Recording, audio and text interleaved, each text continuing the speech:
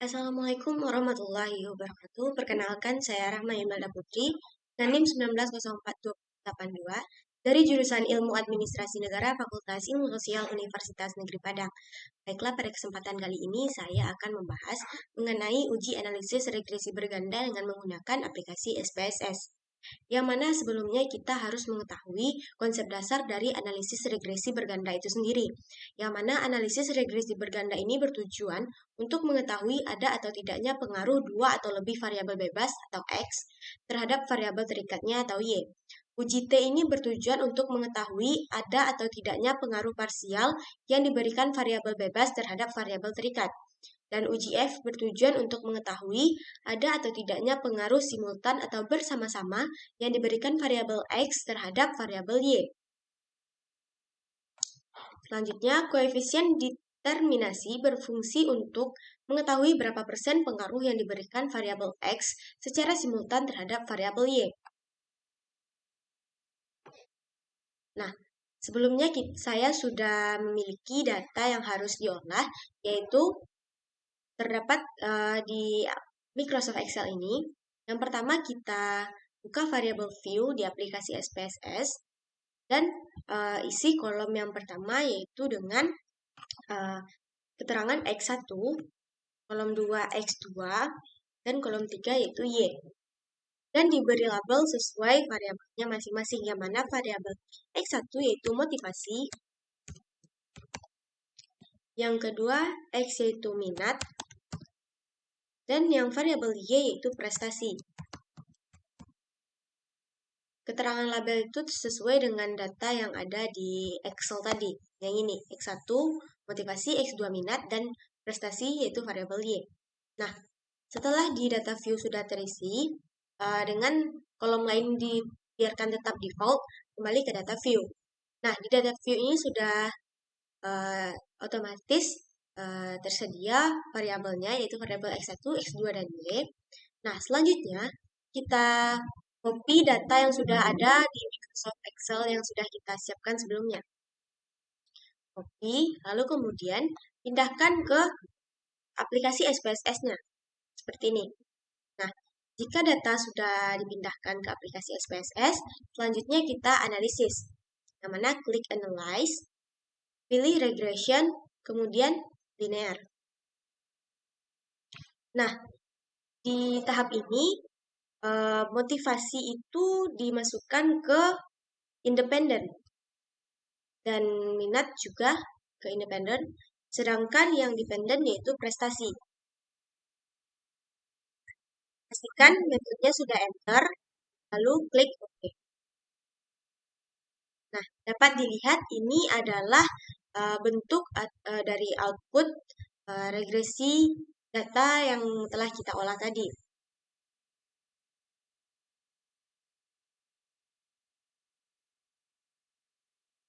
Nah, perumusan hipotesis yang pertama yaitu H1, terdapat pengaruh motivasi X1 terhadap prestasi yaitu Y.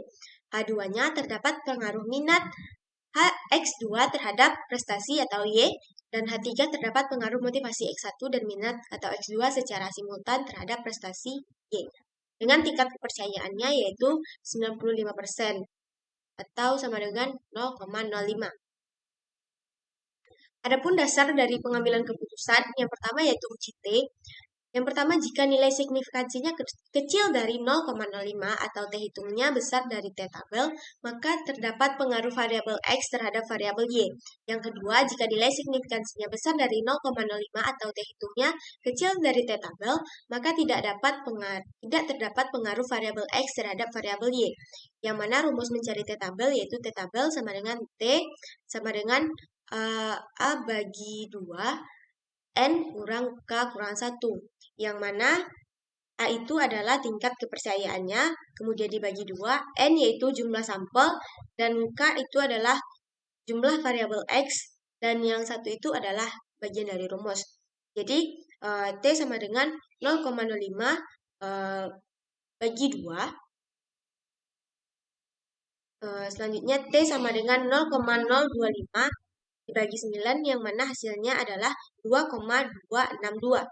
Selanjutnya, uji F yaitu Yang pertama, jika nilai signifikansinya kecil dari 0,05 atau F hitungnya besar dari F tabel, maka terdapat pengaruh variabel X secara simultan terhadap variabel Y.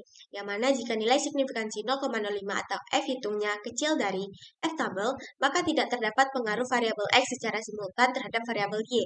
Yang mana rumus dalam mencari F tabel yaitu yang sama dengan F dalam kurung K N kurang K, yaitu diketahui F sama dengan variabel bebasnya yaitu ada dua, yaitu X1 dan X2, kemudian jumlah sampel. Selanjutnya F sama dengan 2, 10 dengan hasil 4,10. Selanjutnya pengujian hipotesis H1 dan H2 dengan uji T. Yang mana pengujian hipotesis yang pertama, diketahui nilai signifikansi untuk pengaruh X1 terhadap Y ialah sebesar 0,347 yang besar dari 0,05 dan nilai T hitung 0,992 kecil dari T tabel 2,626 sehingga dapat disimpulkan bahwa H1-nya ditolak yang berarti tidak dapat berpengaruh terhadap X1 terhadap Y. Selanjutnya pengujian hipotesis yang kedua, yang mana diketahui nilai signifikansi untuk pengaruh X2 terhadap Y ialah sebesar 0,000 yang mana kecil dari 0,05 dan nilai T hitungnya 3,441 yang mana besar dari T tabelnya yaitu 2,262 sehingga dapat disimpulkan bahwasanya H2-nya diterima yang berarti terdapat pengaruh X2 terhadap Y. Selanjutnya dapat dilihat kurva dari uji T yang mana T hitungnya berada pada angka 0,992 yang berada di daerah merah ini, itu dapat disimpulkan area hipotesisnya itu ditolak. Sedangkan apabila nilai T hitungnya berada di nilai 3,441 yang mana di daerah luar, maka area hipotesisnya diterima. Pengujian hipotesis yang ketiga, yang mana berdasarkan output diketahui nilai signifikansi untuk pengaruh X1 dan X2 secara simultan terhadap Y ialah sebesar 0,00 kecil dari 0,05 dan nilai F hitungnya 23,978 yang mana besar dari F tabel 4,10 sehingga dapat disimpulkan bahwa H3-nya diterima yang berarti terdapat pengaruh X1 dan X2 secara simultan terhadap Y. Kemudian, koefisien determinasinya. Berdasarkan output tersebut, nilai R-square-nya sebesar 0,842.